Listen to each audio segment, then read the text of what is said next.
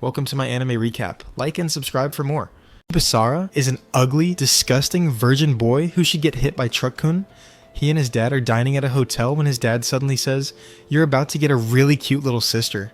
Basara, confused but going with it, heads to the restroom, only to barge in on a red-haired girl changing. The sign said knock, but he missed it. She screams, and Basara covers her mouth, begging her not to panic. She calms down, then slaps him hard and storms off. Moments later, his dad introduces the girls, the seductive Maria and the same redhead from earlier, Mio. The next morning, Mio climbs into Basara's bed to wake him up, claiming boys love it when she does this. Her movements are innocent but incredibly provocative, causing Basara to react noticeably. She even lifts the blanket and finds a console game titled Dating Your Stepsister? Flustered, Basara gets up and accidentally falls on Mio. She hits his small crown jewels and storms out. Basara chases after her, pleading it was a misunderstanding. Later, Basara's dad shows them a new house close to school. As the girls move in, Basara is still confused. Downstairs, Maria greets him wearing an outfit that's way too much for morning, clearly designed to tease. Basara, mid-sip of milk, spits it out in shock, completely thrown off by her shameless display. Right after his dad leaves, the mood shifts. Lights out, house quiet. Basara calls out to Maria and Mio, asking about dinner, but the vibe feels wrong. Then, Mio's voice cuts through the dark, cold and sharp. She tells him to get out of the house. Maria uses magic, sending him flying. She mocks him, reveals she's a succubus, and Mio, the future demon lord. They admit they tampered with his dad's memory and want the house for themselves. Maria threatens him with another spell, but Basara doesn't flinch. He unleashes speed neither demon can track. Maria casts again, but Basara slices through her spell with a sword. The shock is mutual. "You lied to my father and now want the house?" he says coldly. As he raises his blade, he warns, "If demons exist, then so do heroes." And with that, the real fight begins. If demons exist, then they should know what a hero can do. Basara coldly warns them to go back to their realm, declaring he won't help anyone who toyed with his dad.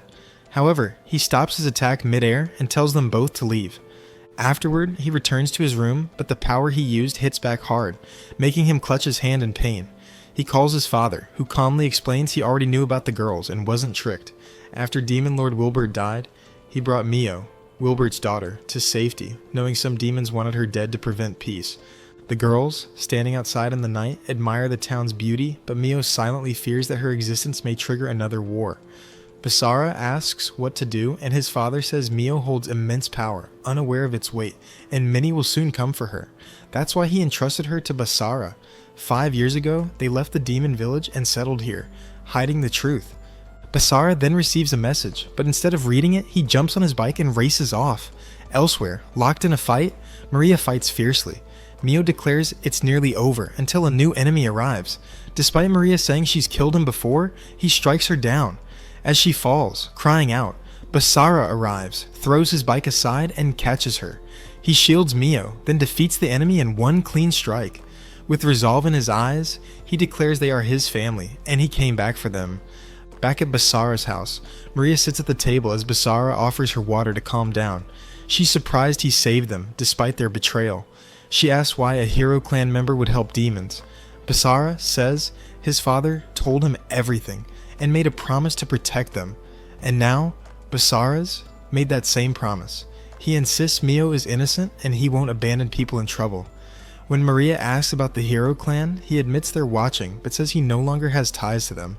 When asked about Mio, Maria explains she's in the bath and reassures him she's fine. After all, they're like his little sisters now. Basara reflects on that, thinking, little sisters? Huh? Meanwhile, Mio steps out of the bath, recalling how her weak magic nearly cost her life and how Basara saved her. She regrets betraying him and his father. Just then, Basara arrives and apologizes for getting angry. Mio calls him crazy for apologizing, then suddenly collapses. Basara rushes in to help, but she quickly recovers, refusing his help, saying she betrayed him. He reminds her he didn't tell her about his hero clan ties either. Still, he's glad he saved her. He reassures her not to stress. If he had her demon powers, he would have saved her even sooner. Mio confesses they manipulated his memory to keep him out of their dangerous world. Basara gently tells Mio she doesn't have to say anything, promising to protect her from now on because both he and his father decided so. When he says they're family, Mio, shaken, insists it can't be true since they tampered with his father's memories, but Basara brushes it off, saying he protects those who want to live. Maria enters, teasing that while it's nice seeing them like this, she feels a bit left out and notes Basara's power seems stronger. Basara admits he still can't control his magic. It activates on its own, and then steps outside. That night, Mio lies in bed, thinking about Basara's words. She stares at a cracked photo, then Maria enters, checks on her, and gives her a new one Basara had made. Maria then says she has a great idea to make their bond stronger. Later, Maria begins the Master-Servant Pact ritual, explaining it will deepen their connection.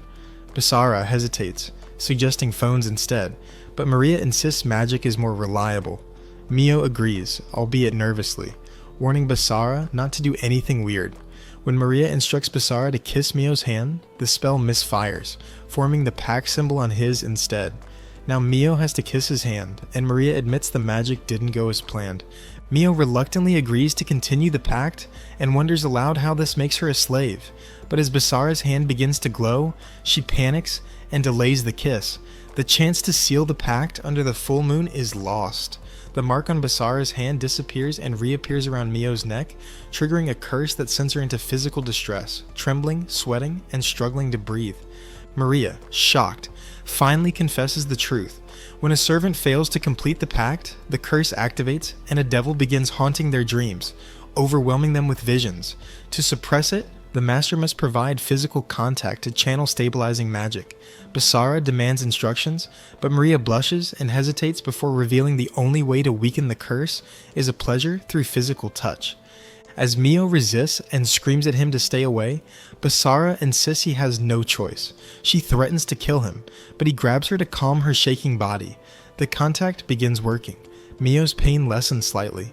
Maria warns Basara to stay focused and not get distracted. He then places his hand on her waist, deepening the magical connection. The curse weakens further, and Mio begins to breathe easier, though the spell isn't completely broken yet. Basara slowly moves his hands toward Mio's giant melons. Mio finally submits and softly declares Basara as her master.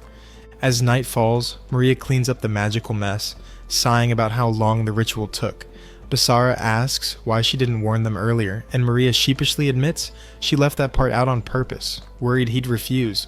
Just then, Mio wakes up, grabs Basara by the collar, and drags him off, complaining about the pain and making it clear that what happened wasn't her choice. The next morning, Basara and Mio head to school while Maria stays behind to enjoy her daily adult movie routine, one she can only watch thanks to a fake ID. At school, the two begin their first day as transfer students. Mio emphasizes that their magical bond needs mutual trust to work properly. Basara reflects on this and heads to the faculty room, where he meets his homeroom teacher, Sakazaki Mamoru, who warmly welcomes him and introduces him to the class. Basara introduces himself to his new class, joking he's just an average guy despite his strong-sounding name. He's seated beside Yuki Nanaka, the class rep, who's assigned to show him around. Suddenly, Yuki hugs him in front of everyone, claiming to be his childhood friend. Mio, furious, shouts at them, declaring she already lives with Basara. The class is stunned as two top-tier girls clash over the new guy. After class, Mio gives Basara the cold shoulder, while another classmate, Takigawa, befriends him and takes him to the rooftop for lunch. There, Takigawa jokes that Basara is now the school's enemy for attracting both Yuki and Mio. After school, Mio snaps at Basara again, and Maria awkwardly teases him about their earlier magical incident. Trying to clear things up, Basara mentions Yuki, but she appears and pulls him away, wanting to discuss something alone with him. Yuki urges Basara to stop living with Mio because of the danger surrounding her. Basara firmly refuses, explaining that Mio, an S-ranked target, needs support, not abandonment. He reveals he knows Yuki's real role as an observer from the hero clan, not a protector. Meanwhile, Mio and Maria observe from a distance. Maria recalls how she had claimed in class that she and Basara were living together just to keep Yuki away. She tries to comfort Mio, who is clearly unsettled, especially as the curse mark begins reappearing on her neck. Mio insists she's just worried about Basara, but even that emotion seems to trigger the curse. Back at the table, Basara explains his decision. Despite losing much of his power, he's determined to protect Mio since no one else will. Later, Mio runs off, troubled by the growing emotional distance. In her room, she regrets claiming to live with Basara out of jealousy, but Maria reassures her, reminding her of Basara's kindness and reliability. Meanwhile, outside, Basara reflects on Yuki's words until he sees her again. Yuki, worried about his safety, suddenly battles a lurking demon, reaffirming her warning that Mio will bring danger to him. That night, Basara, Mio, and Maria sit in silence at home. Basara offers to cook dinner, and Maria playfully teases him about being late, hinting at a lover. Basara awkwardly denies it, while Maria smirks, suggesting he might not be as focused on their shared goals as she thought. Basara tells Maria he trusts her, but she calls him out, saying trust means working with them, not against. To rebuild that trust, she playfully suggests using a different technique. With Mio's hesitant approval, Maria pushes forward. Things get awkward fast when Basara enters the washroom and finds both girls there. Maria insists that bonding through bathing will boost their teamwork.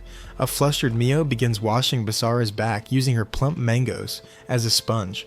Both of them blush hard while Maria cheerfully eggs them on. Suddenly, Maria pulls out a cake Basara brought earlier. He protests, asking who eats cake in the bath, but Maria doesn't care. She bites into it straight from his hands. Chaos erupts as Mio joins and they start sharing the cake playfully. Basara, clearly overwhelmed and no longer limp, finally snaps, pushes Mio and Maria down, and finishes with his own frosting session. Later, Basara wakes up in Maria's room, confused and mortified, especially when he realizes where his hand ended up. Maria teases him, saying he got bold in his sleep. The next day, Basara is passed out on a school bench, likely from the ordeal, while Mio reflects on Yuki. Their classmate, Takigawa, approaches with something important to say. As the school day drags on, Mio sits in class, lost in thought while Basara naps nearby. A classmate reminds Yuki that she's partnered with Basara for an assignment. As she walks off, Mio becomes visibly annoyed. When Basara offers to call Maria to pick her up, Mio refuses, feeling hurt about him spending more time with Yuki.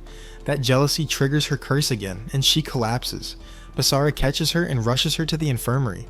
The nurse checks her and says it's just a fever. Before leaving, she hands Basara a key and tells him to lock up later. Just as Basara gets ready to leave, Mio grabs his hand and softly asks him not to go. Touched, he agrees to stay and calls a friend to handle the assignment. Mio smiles faintly, thanking him. As he steps out to call Maria, a mysterious voice echoes. Moments later, the power cuts out and demons attack. Basara fends them off, but when he returns, Mio is gone. On the rooftop, Yuki confronts Mio, warning her to leave Basara. Mio refuses, declaring he's her family. The two clash, trading magical blows. Yuki accuses Mio of endangering Basara, while Mio fires back with the same claim.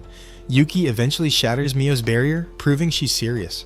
Yuki coldly tells Mio that those close to Basara can't act recklessly, especially since Basara can barely wield his longsword now. 5 years ago, Basara and his father saved Yuki at great cost, defeating countless enemies.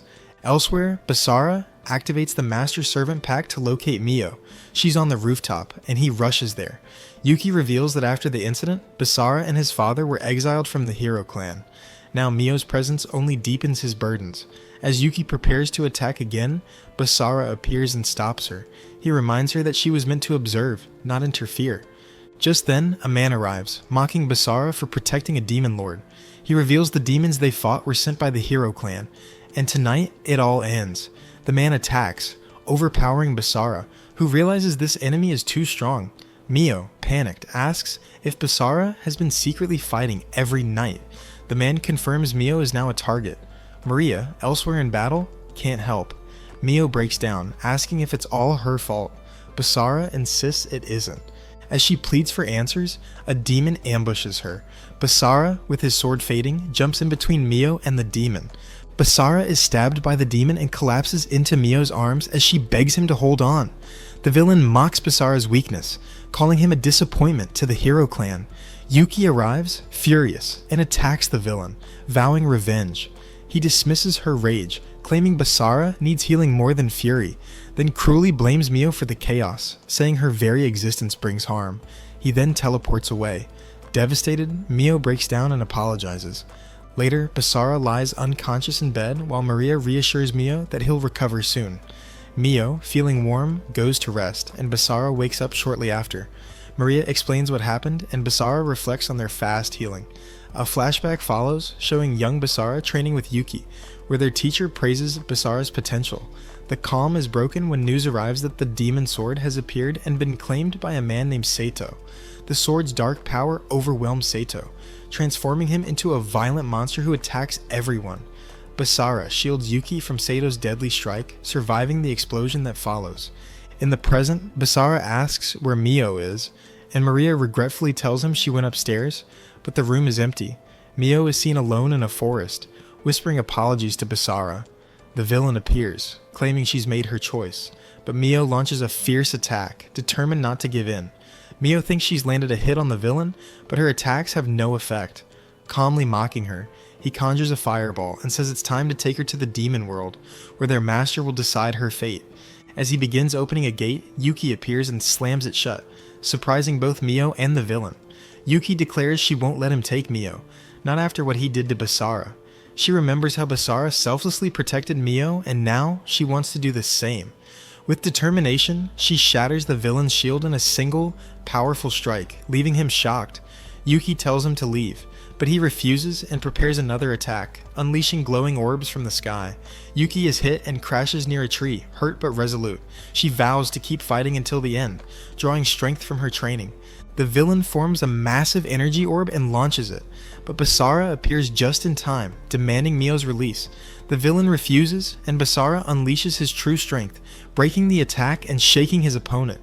Yuki notes how powerful he's become, and Basara admits he isn't at full power but must end this. The villain calls Basara his greatest threat and attacks again, but Basara easily destroys every blast, untouched and unwavering.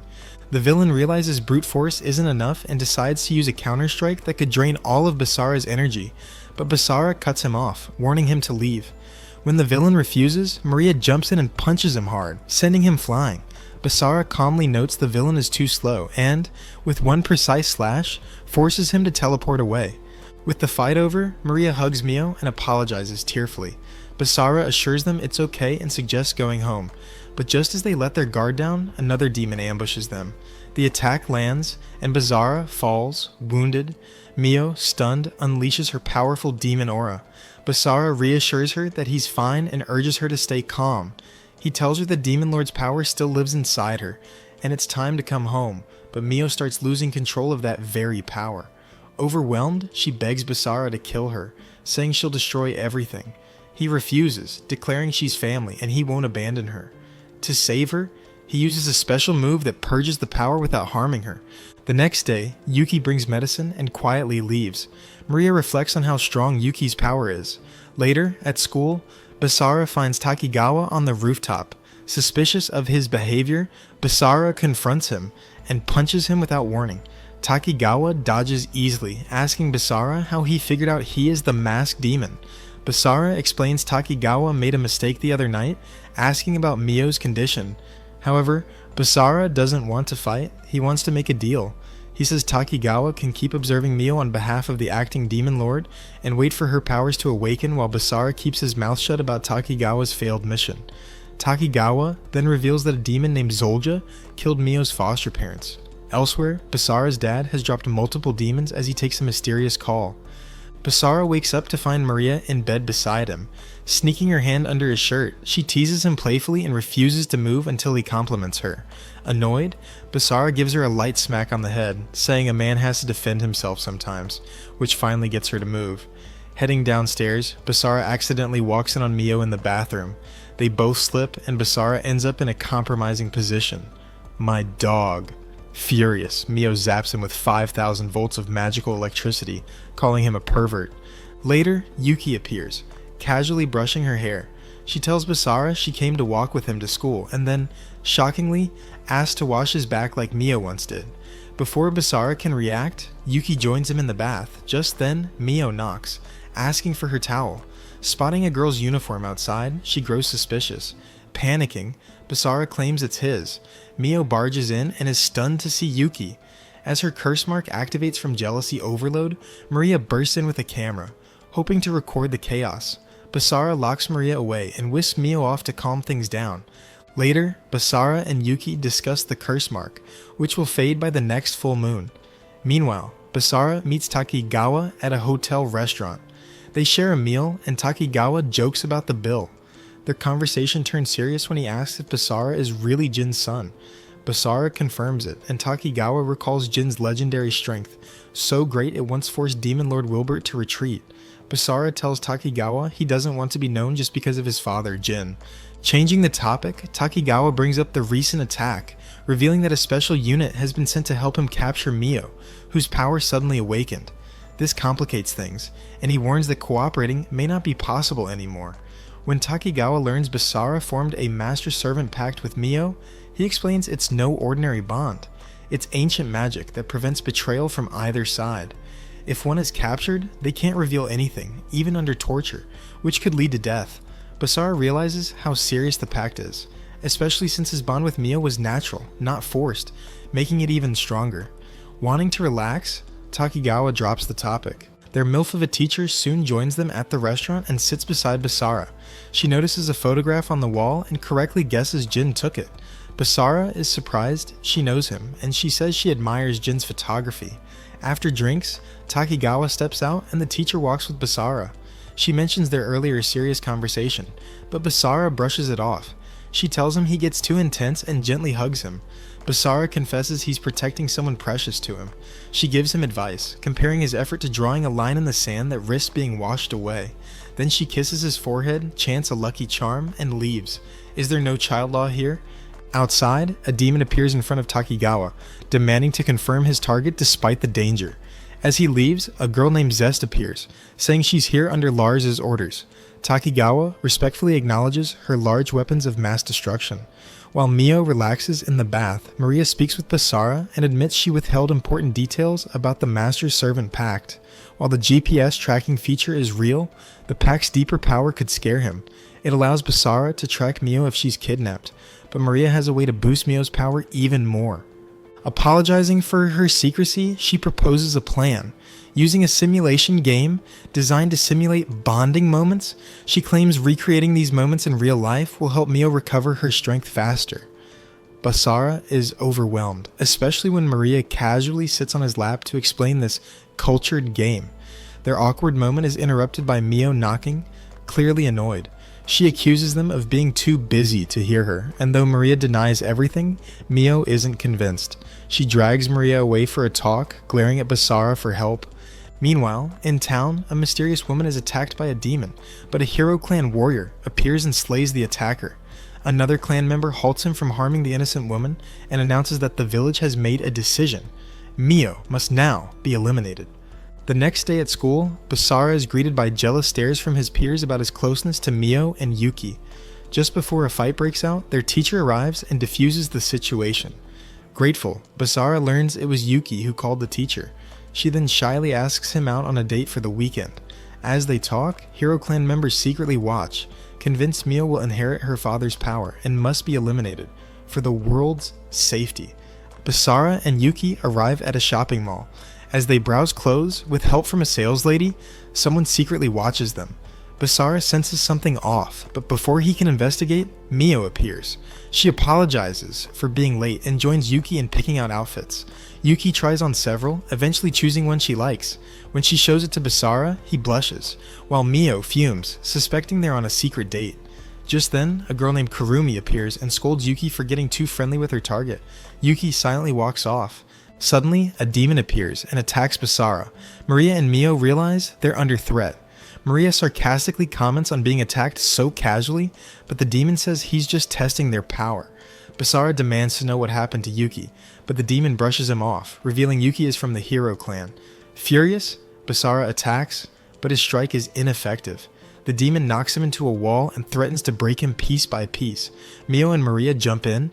Mio attacks but is countered, while Maria lands a solid hit before being thrown aside. Basara catches her just in time. As the demon powers up to finish them, Basara slashes through his attack, but before the fight continues, the demon suddenly freezes and is defeated by a mysterious new figure, a Hero Clan warrior. More Hero Clan members arrive, including Takashi and Shiba. Kurumi calls Basara a traitor for protecting a demon. Their mission has changed. They're no longer observing Mio, they're here to eliminate her. Asked if he still intends to protect her, Basara doesn't hesitate. He says yes, he's ready to fight. A boy tells Basara that fighting in the city isn't wise. They should settle things elsewhere. A 3 versus 3 battle is agreed upon. Later, Basara is seen speaking with his father on a rooftop, expressing his confusion over the growing conflict. His father warns him not to trust anyone, not even Yuki. Though Basara believes Yuki won't fight Mio, his father reminds him that the hero clan's goal is peace. They just misunderstand the situation. When Basara hesitates, saying the village will turn against him, his father coldly tells him to go kill them all. Basara agrees and prepares to fight. Meanwhile, the girls train for battle. Maria sharpens her combat skills and Mio focuses on her magic. Mio blames herself for the chaos, but Basara reassures her they'll fight only to defend, not harm. Yuki and Kurumi finalize the battle location. Kurumi teases Yuki for spending time with Mio, but Yuki doesn't respond, caught in memories of the past. Elsewhere, Hero Clan members reflect on Basara's past. Takashi remembers when Basara helped him during a fight. Though Basara had good intentions, his choice to take up the sword indirectly caused deaths. Takashi hasn't forgiven him and vows revenge, saying Basara's past isn't forgotten. Later, Maria visits Basara in his room with hot milk. Wearing a revealing outfit, she proposes strengthening the master-servant pact. Basara declines, saying he'll rebuild trust with Mio on his own terms. Maria insists, flirting heavily, but Mio walks in and catches them.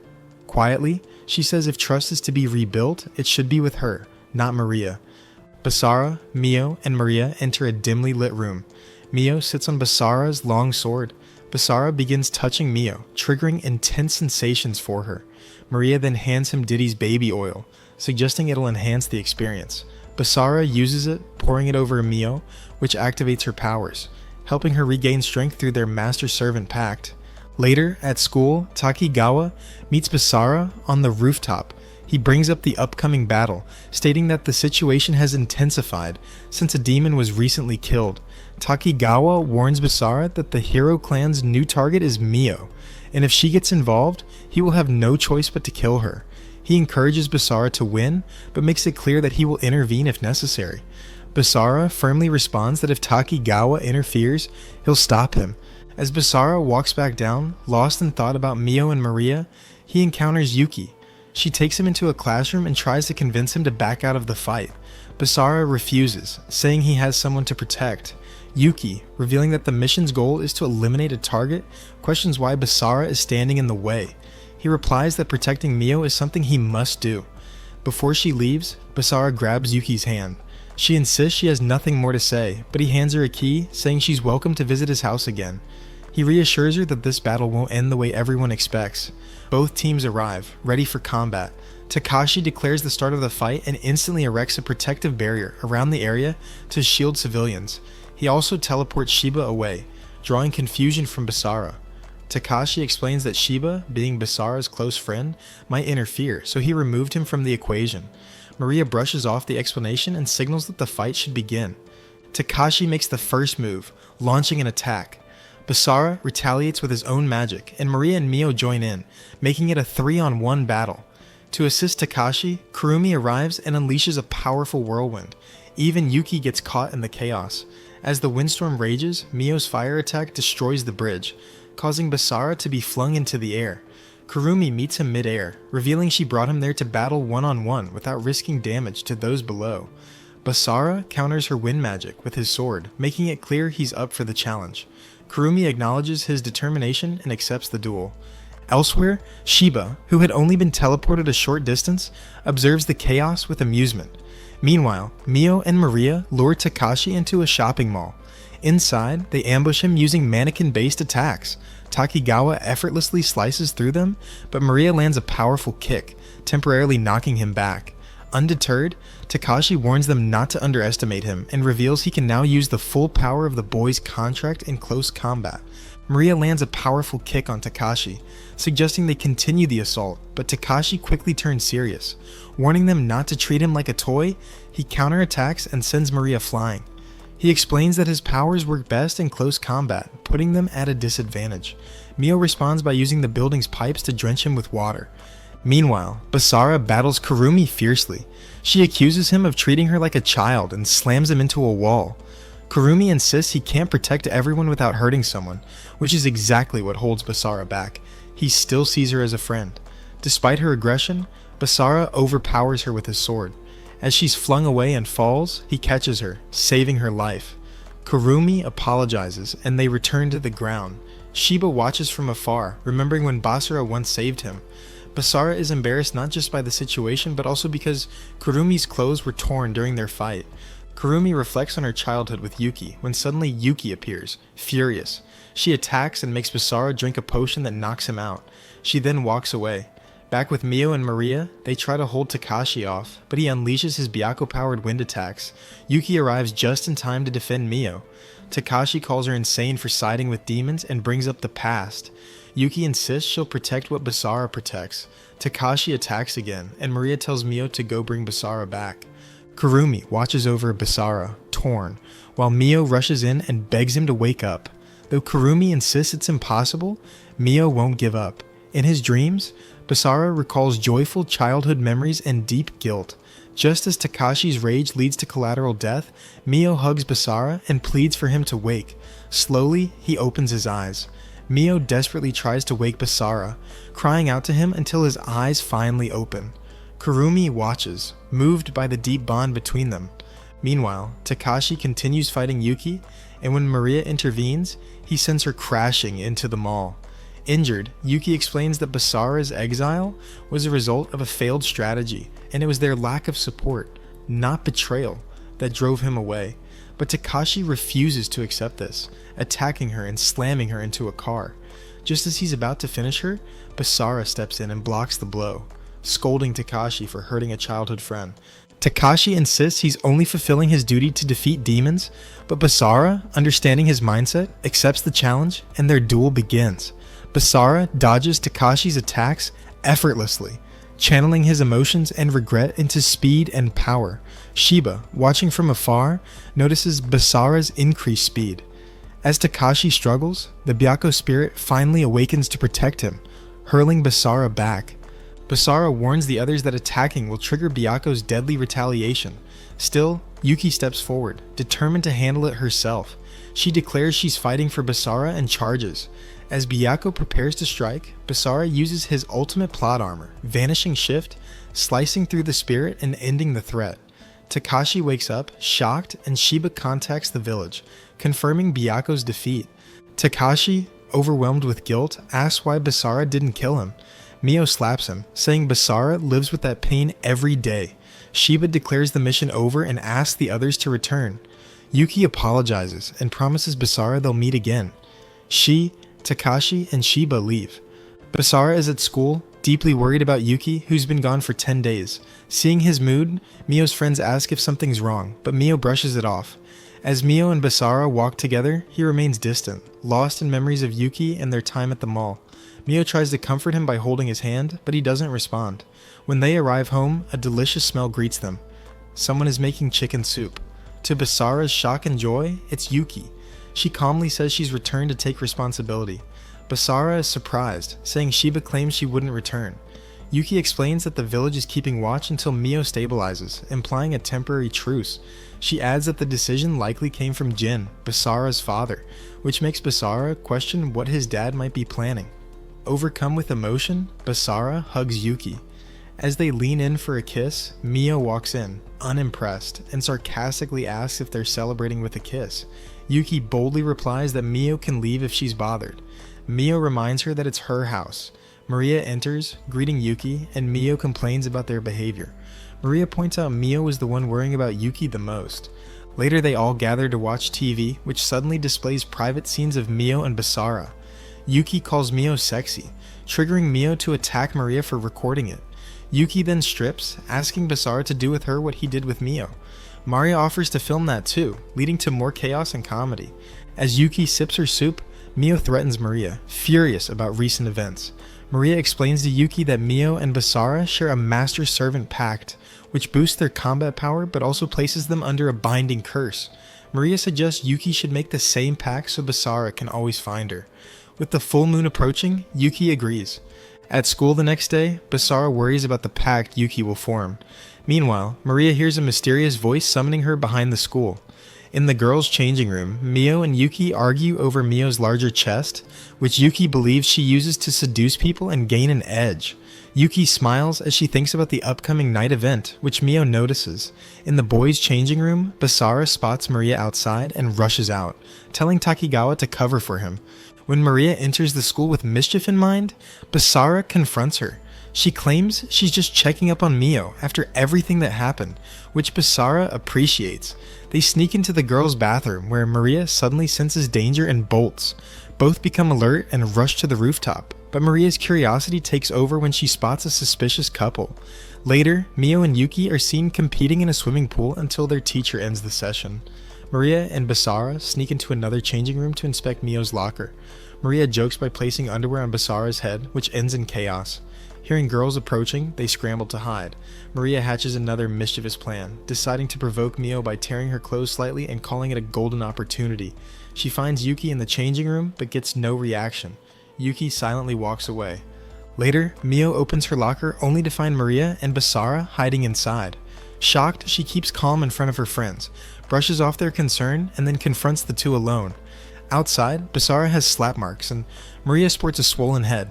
Mio clearly punished them. Maria confesses everything, claiming it was all to protect Mio. When Basara tries to speak, he's overcome by the curse's effects and clutches Mio. She acknowledges his intentions, but warns that if he keeps crossing lines, he'll lose himself. To cool her dangerously rising body temperature, Basara takes Mio to the washroom and turns on the shower. The cold water calms her down. Maria excitedly watches as Basara gently soothes Mio, boosting his combat compatibility in the process. Back in class, Yuki asks about Maria, but Basara lies, then sends Mio and Yuki home together. Yuki teases that she's excited for tonight, surprising them both. Basara spots Maria talking to Takigawa outside and rushes out. She claims she was just lost and didn't know who he was. Then shyly, she asks to hold Basara's hand and the two walk off together. Meanwhile, a demon girl shows her boss a secret video of Basara and Mio. The boss confirms that they've used Master-Servant Pact magic and instructs her to escalate their hidden plan. At Basara's home, Maria is all geared up to perform the Master-Servant Pact. Basara questions her revealing outfit, and Maria explains it was Yuki's idea. She wants this pact to surpass Mio's. Yuki tells Basara to look at her, or she'll start stripping layer by layer. Embarrassed, Basara agrees to begin. Maria starts the ritual, and a magical mark appears on Basara's hand, signaling that a kiss is needed to complete the pact. Excited, Basara offers the kiss, but Yuki refuses, saying she wants to do it the same intense way Mio did. She stalls too long, and the mark vanishes. As a result, the curse on her neck activates, sending her into uncontrollable magical heat. Maria leaves to fetch her camera, and Basara is left with no choice but to help Yuki physically stabilize the curse. The scene turns intense as Basara begins touching her. Maria returns and records the moment, praising Yuki for surpassing Mio. Mio watches from the side, clearly intrigued but choosing not to interrupt. Once the pact is complete and stabilized, Maria tells them to relax with a bath. Mio joins and they all share a quiet moment together. Mio reflects on how close she's grown to the hero clan and silently thanks Maria for it. Outside, a demon girl spies on them jealously. The next day at school, Basara gets injured while watching Mio and Yuki during football. In the nurse's office, the nurse tends to him and offers kind advice about protecting what matters. Basara thanks her, promising to stay focused, and leaves with a new sense of responsibility.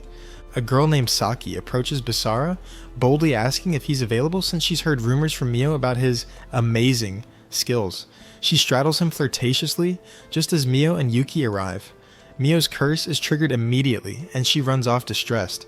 Yuki, sword drawn, attacks Saki.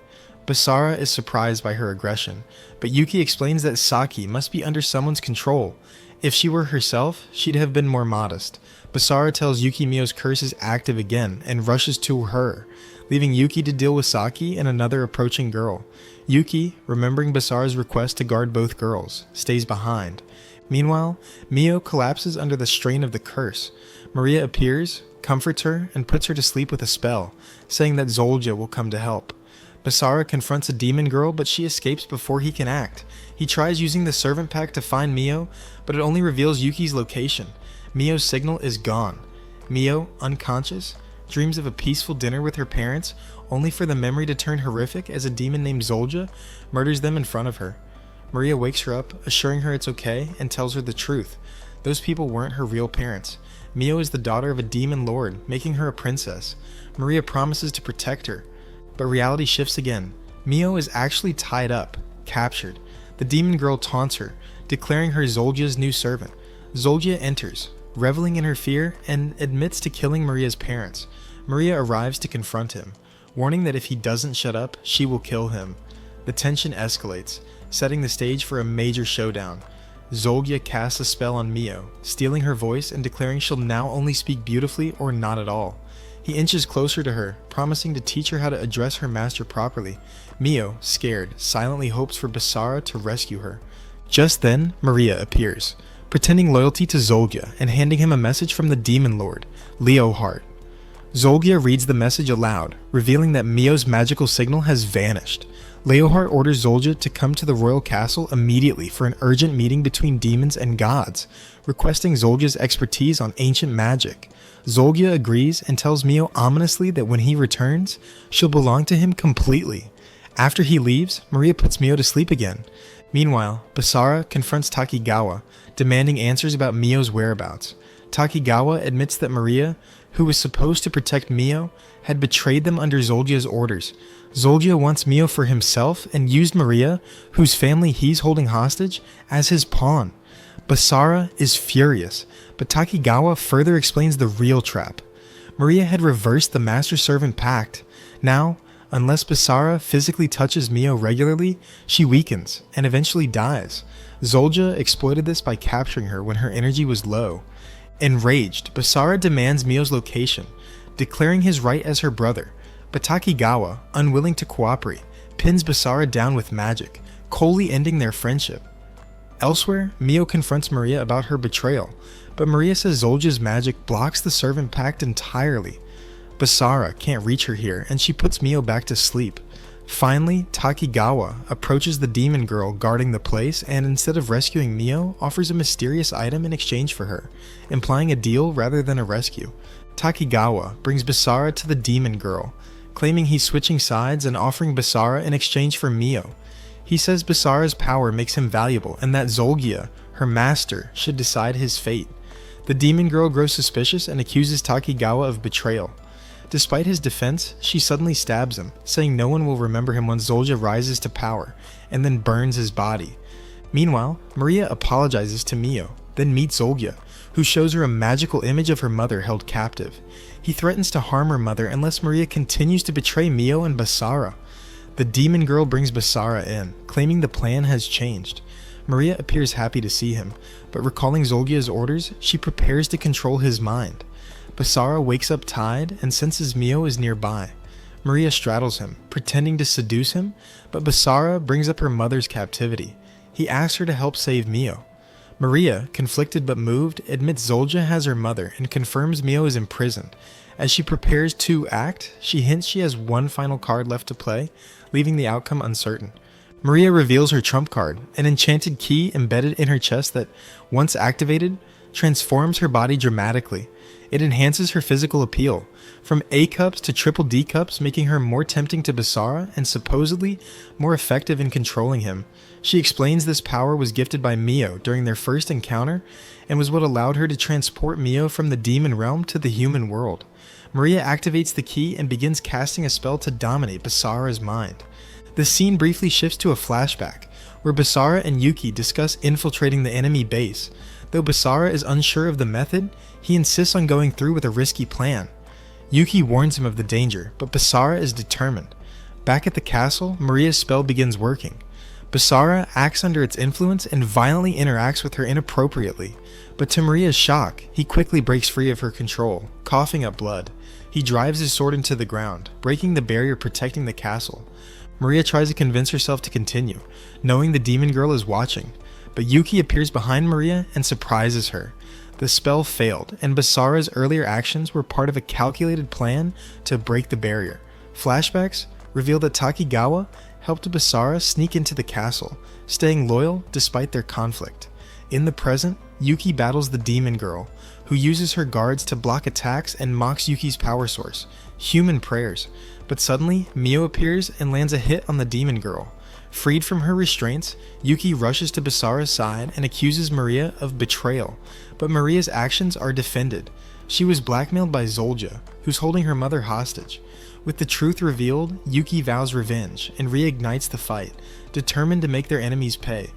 Yuki and Mio face off against the demon girl in an intense battle. While the demon attacks Yuki with precision, she curiously avoids harming Mio, indicating she has no real intention to hurt her. Mio, however, becomes more aggressive, forcing the demon to taunt them, questioning the strength of their resolve. Yuki spots Mio preparing a massive spell, but before it can land, the demon vanishes and reappears behind Yuki, injuring her shoulder. Mio protects her with a magic barrier, realizing the demon is holding back, likely to avoid Zoljia's punishment. The demon then manipulates Mio emotionally, suggesting Basara only came for Maria, not her. Despite the emotional sting, Mio refuses to reactivate the curse, expressing her trust in Basara. Yuki supports her, declaring her belief in him as well. Their loyalty enrages the demon, who mocks their bonds with the Basara, but Mio counters, claiming their connection is built on love and trust, not control. Caught off guard, the demon is struck by a coordinated attack from both girls. Meanwhile, Maria continues battling Basara, still under surveillance. He endures her attacks and pleads with her to stop, reminding her of their shared bond. Maria breaks down, still hits him once, but he hugs her gently, promising to protect her from now on.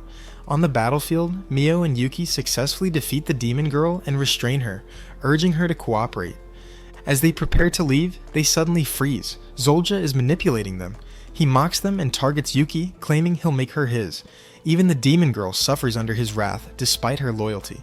As he chokes her, a surge of magic erupts. Basara arrives, shocking Zoljia by breaking through the barrier and attacking him. Though impressed, Zoljia warns they won't escape. In Zoljia's kingdom, Takigawa, thought to be dead, regains consciousness. Meanwhile, Basara faces off against Zoljia in a brutal battle. Before this, Basara had promised Maria he'd protect her, Mio, and their mother, leaving Maria deeply moved. As the fight unfolds, Zoljia mocks Basara, claiming he'll steal both his and Mio's powers to become the ultimate mage. He questions Basara's strength, trying to break him mentally, but Basara resists Zoljia's mind control and strikes back. Zoljia is surprised, but mocks his sword skills and slams him into a wall with devastating force. Still, Basara rises, bloodied but determined. When Zoljia unleashes a massive hellfire attack, Basara deflects most of it, though part of the blast sends him flying. As Basara steadies himself, Zoljia praises his endurance, but warns he'll soon take Wilbert's power and rise as Demon King. Suddenly, Zoljia vanishes and reappears behind Basara, landing a crushing blow and slamming him into the ground. But Basara refuses to stay down. Impressed by his eyes and resolve, Zoljia casts a powerful sleep spell. At the last second, Basara predicts Zoljia's next move and counters, forcing him into the open. Zoljia smirks, satisfied, and finally knocks Basara out cold with a final shockwave. Zoljia successfully uses the same mind control magic Maria once attempted on Basara, fully dominating his consciousness. Inside Basara's mind, he's unconscious and surrounded by visions of Mio, Maria, Yuki, and their mistress, all unclothed, manipulated by Zoljia's spell. In the real world, Zoljia mocks Basara and declares Maria his true opponent. Maria appears and boldly declares she won't cooperate with him anymore. As she prepares to fight, Zoljia cruelly reminds her that her mother is still his hostage. Despite his threats, Maria chooses Mio and Basara, rejecting both submission and betrayal. Coldly, Zoljia activates a device that instantly kills Maria's mother, causing Maria to collapse in heartbreak, screaming in anguish. Yuki calls him a monster, while Mio is shaken into remembering her own parents' deaths. Her sorrow erupts into power, awakening her latent abilities. A vortex of pure energy forms behind her like a black hole, but Zoljia suppresses it using anti-magic. However, Mio remains dangerously strong. Zoljia reveals this was his plan all along, to awaken the power of Wilbert inside her and claim it. But when he tries to touch her, his hand disintegrates. Realizing this isn't Wilbert's power but her own true strength, Zoljia panics and begs for mercy. Mio, now cold and resolute, refuses. She wants only peace and will do whatever it takes to secure her future. As Mio prepares to kill Zoljia for his crimes, including her parents and Maria's mother's deaths, Basara stops her. He tells her that killing Zoljia would be revenge and asks if she's ready to live with that burden. Though furious, Mio feels compelled by the master-servant pact to obey him.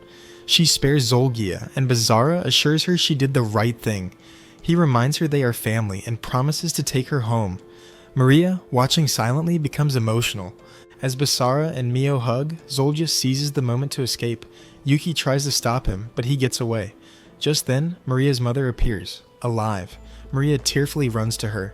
Outside, an injured Zolja stumbles upon Takigawa, who he recognizes as Lars.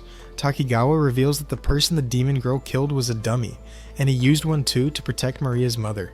Zolgia curses Chisato for leaving him, but Takigawa rebukes him, saying Zolgia has no right to judge anyone after all the families he's destroyed. Takigawa then recalls growing up in one of the orphanages, ruined by Zolgia's cruelty.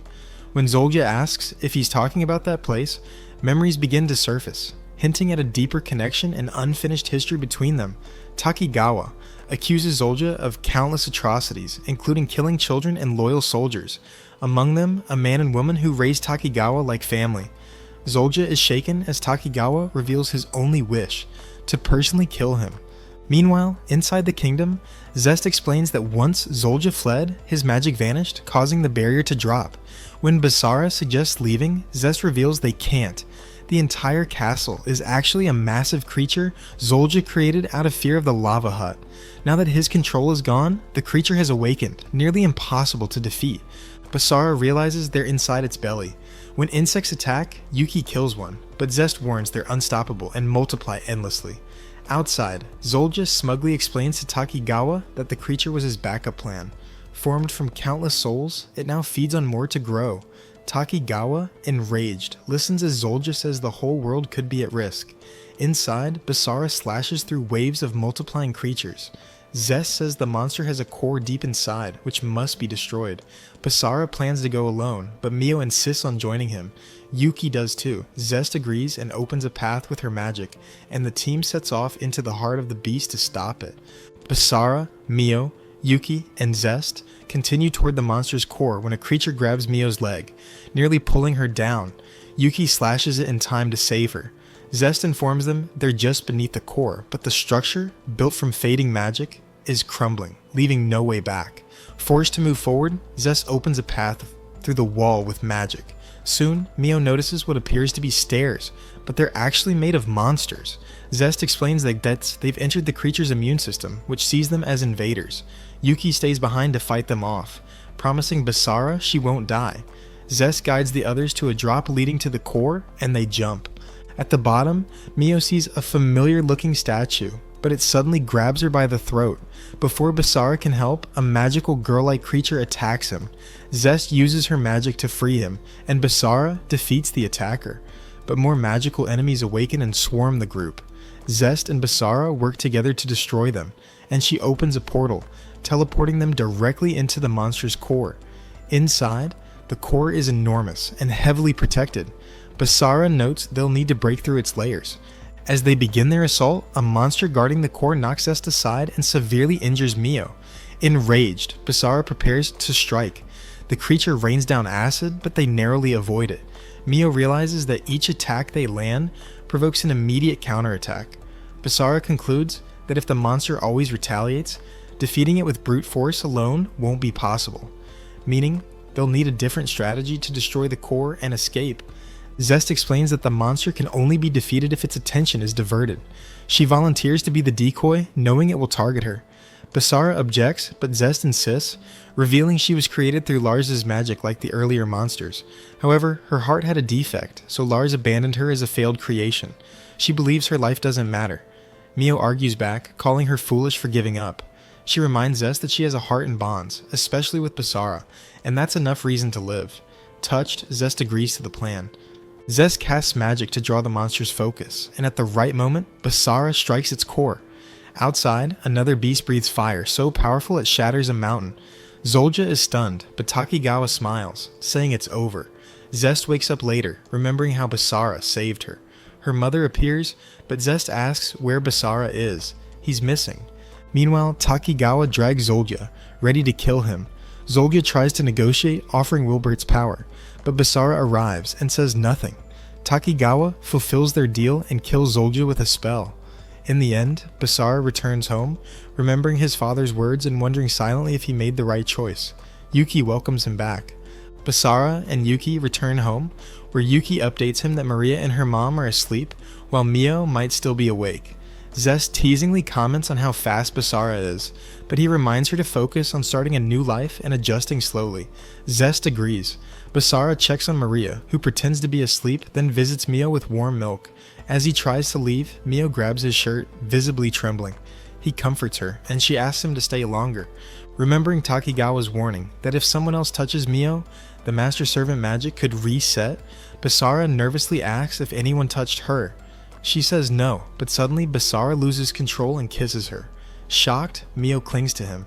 He apologizes, but she forgives him if he kisses her again. They hug. Yuki then bursts in and kisses Basara, unwilling to fall behind. Mio protests, and Zest enters, noting they all took too long. A jealous argument erupts, with Maria listening outside. She decides not to interfere, only wanting Mio to be happy. But Basara invites her in, and as Mio and Yuki argue over sides, Maria kisses him too, claiming she's on Basara's side. The girls erupt again. Later, Zest and Maria's mom leave, watched silently by Takigawa. Meanwhile, a mysterious figure reports Zolga's death to Leohart. He doubts the truth and asks his advisor to investigate. Upon returning to his room, he finds his guards dead. From the shadows, Basara's father appears, declaring vengeance against the young demon lord for the harm done to his children. Thanks for tuning in. Don't forget to smash the like and subscribe buttons. Hit the bell icon to stay tuned in for the next. Until next time, stay thirsty, my fellas.